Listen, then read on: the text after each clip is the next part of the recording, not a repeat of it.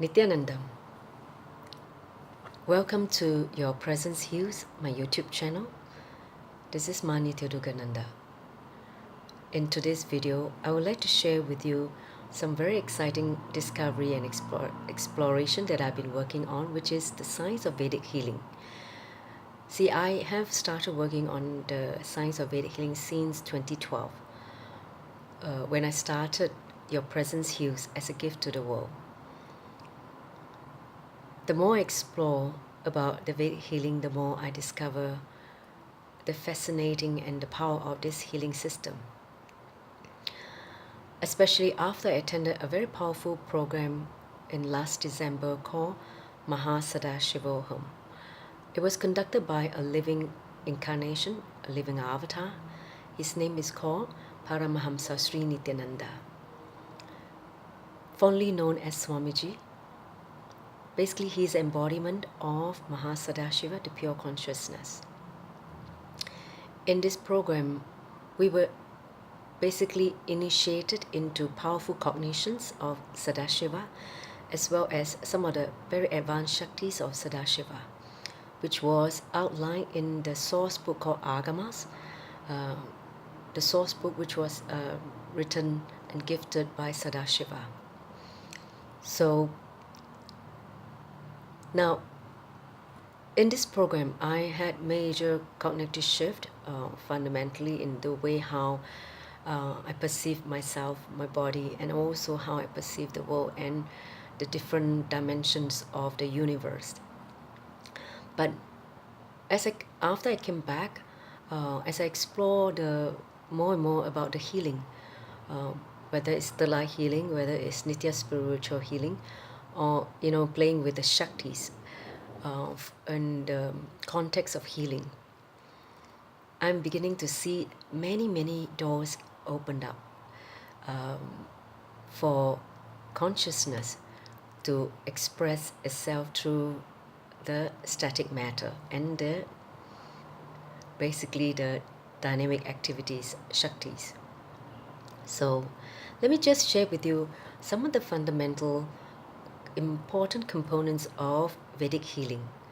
The first principle which I discover is Vedic healing is centered on consciousness, the imperishable part of us, the eternal imperishable part of us, which is the pure consciousness, instead of the perishable component, which is body and mind. So when we make a fundamental shift from the perishable part to consciousness, your presence, essentially many wrong cognitions that we were given by society, by our wrong understanding, by our ignorance, start to melt away. When that happens, healing starts to happen to the people at the body and mind level, even the psychological level as well. So that's the very first fundamental difference, which is establish aligning ourselves back to the source of who we are, consciousness.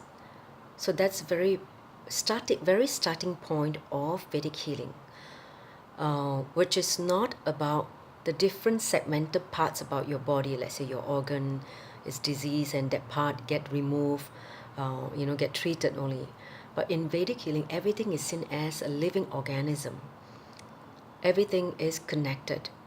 It is not separate.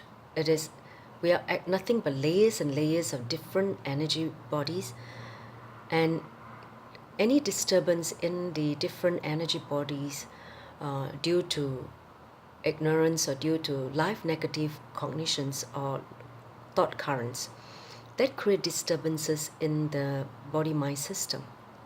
Eventually, a manifestation of physical diseases or mental disorder. So it's almost like going back to the whole history of how we created this body-mind.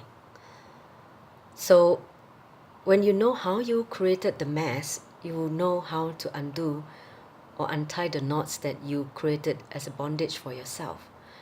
So that is the fundamental difference about Vedic healing. It means tracing back. And another powerful cognition I want to share with you, which I learned in Mahasadashiva Home, it says that life is a rhythmic continuum. Basically, whatever that we are going through, there is a continuity. So when you know that what you are today, present, is due to your past, and what you will be in the future will determine by what you decide in the present. There is a rhythmic continuum. The continuity happens. So if you understand that as one of the fundamental powerful cognition, it means that you can actually go back and change whatever you need to change from the space of consciousness. So when I explore this Vedic healing, some of the things that I worked on as part of essential healing modalities, one of which is reprogramming of the muscle and biomemory. See, the muscle and biomemories are related to the body and mind due to the course of time, how an individual has lived the life, the habits, the thought currents they entertain or they cherished, that created certain mental setup in the person, whether it's life negative or life positive, whether they make decision which is for life or against life. So that whole mental setup creates certain type of body and mind, which also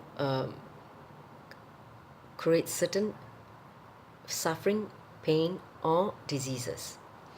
So part of the healing process requires reprogramming of the muscle and biomemory through yoga, through breathing, through kriyas, all kinds of available science and techniques from yoga tradition.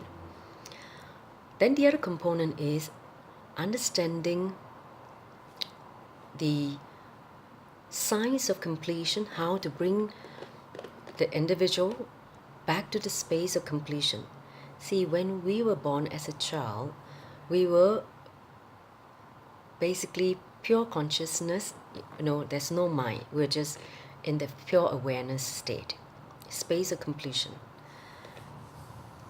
It is when the first strong attack of emotions which imbalance a child, that forms the very first wrong understanding, a lower cognition about self and life. That starts the root pattern, the incompletion with life and self. And when that happened, that very root incident which was presented to the child, when they do not have the right understanding of maturity, they actually perceive themselves as lower than the reality. That starts the mind. The mind is born. When the mind is born, it will go on to attract more and more incompletion, hangovers, and subsequently more suffering and more root patterns. So one of the healing process to help the individual cognize that they do have root patterns.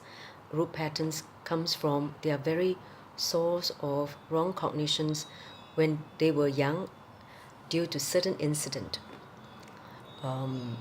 So tracing back their childhood, their history, and helping them to release from that wrong understanding, the engraved memories.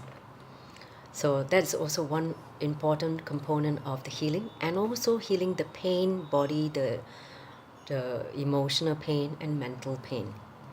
Because through the exploration, a lot of us are carrying a lot of pain, hurt, guilt, these very strong emotions, even anger, hatred. These strong emotions are basically major disturbances in our inner space, which needs to be completed. so that healing can happen. Healing not just in the body, mind, but also relationship. Then the next part of the healing module is allowing the individual to have deeper understanding of the signs of the soul in terms of who they are from the context of pure consciousness. These truths are given through the Vedic literature, source book like Upanishad, Bhagavad Gita, and Yoga Sutras. All those source books which give us the right understanding of the soul, the consciousness, and it helps to rewire the subtle brain grooves. Things that we were conditioned in a wrong way by society, by family, by peers, whatever. Start to align them back to the eternal truth, the law of life of consciousness. So that is also an important component of the Vedic healing, while rewiring the subtle brain groove and the right understanding about self, about the body, about the world, about consciousness and the universe. So all that, shifting the wrong cognitions to the right cognitions, that's also a very important component of the Vedic healing. Then it's also a play with energy in terms of manifesting Shaktis. Like I said, if you are established in strategic intelligence, you can play with different energy like static matter or the dynamic activities. One of the Shaktis that I have used before is to the science, the Shaktis of anima, which is shrinking some physical object, like shrinking the tumor, shrinking the things that we don't want, the negative things that we don't want. So that's kind of also another possibility to use the manifestation of powers to help in the process of healing. And of course, another important component is diet. In the Vedic lifestyle, we advocate a healthy, sattvic vegetarian diet, which facilitate to maintain the body by nourishing the body in its natural state without all the chemicals, all the additives from food chain, all that remove, so that we are able to facilitate a healing process by putting the right food in the body, which facilitate not only just nourishment but the healing process. That is a very important part of in Vedic healing, the diet, the right healthy diet.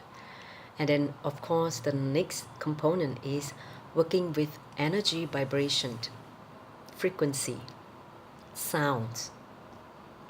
See, our body is not just matter. At the most subtle level, we are just frequency, we call nada. And because every individual body is a combination of sound and light, how we were recorded in the body, let's say we're recorded chaotically, that creates the disease. So when working with tuning the body using vibrations, sounds, that's also another powerful healing science in the Vedic tradition. That's why a lot of the Vedic mantra chanting, which worked on the vibrations, the sounds like Om, the sounds of different mantra given by the rishis, the masters, and enlightened masters as well as the sages. These sounds, vibrations came from the Nana Brahma, which is the original source, the sound from the original source. And those sounds, those vibrations help to tune the body back to its original healthy state. So these are some of the interesting Vedic healing science that I've discovered when I actually help in helping people to, do healing, whether it's in a form of diabetes, in a form of blood sugar, you know, high blood pressures, and even some physical conditions, as well as even cancer. So currently I'm working with a cancer case, which I'm hoping to see more solid result of the improvement. The initial first 21 days has been very, very encouraging. So I'm hoping to see a more solid, complete healing, and I hope to share in the future video. So with that, I would like to conclude that Vedic healing is a great possibility for humanity. And the best part is, it's done without any medication or drugs. It is all working on the consciousness and also changing your lifestyle habit and your thought currents, which is going back to the very source, how you created this body and this mind, and again tuning yourself back to its original state of pure consciousness, which is nothing but health, bliss, and joy. So with that, I would like to conclude this video. If you have any questions, feel free to drop me a line, and I'll be more than happy to reply you. With that, Nityananda, thank you.